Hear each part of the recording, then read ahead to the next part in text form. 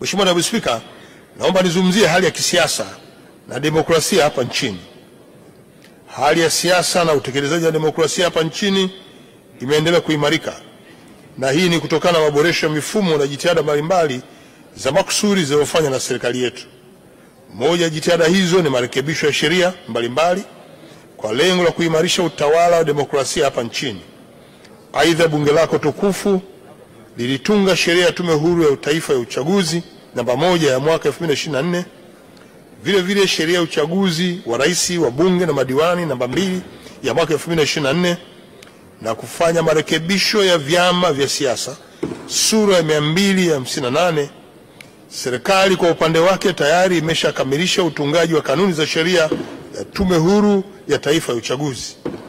Mheshimiwa Naibu Spika, kadhalika Tume Huru ya Taifa ya Uchaguzi imeendelea kufanya maandalizi ya uchaguzi mkuu wa mwaka 2025 kwa kuratibu na kusimamia uboreshaji wa daftari la kudumu la mpiga kura.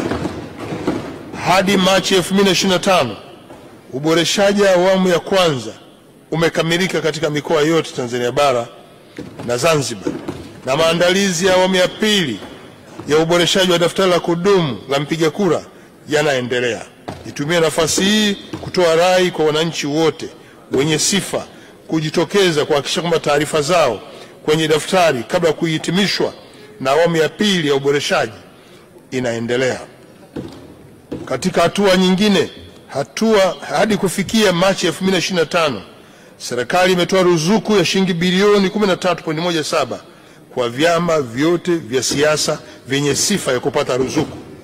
Hatua hiyo imeendelea kusaidia kuimarisha na kuendeleza uendeshaji wa shughuli za vyama vya siasa.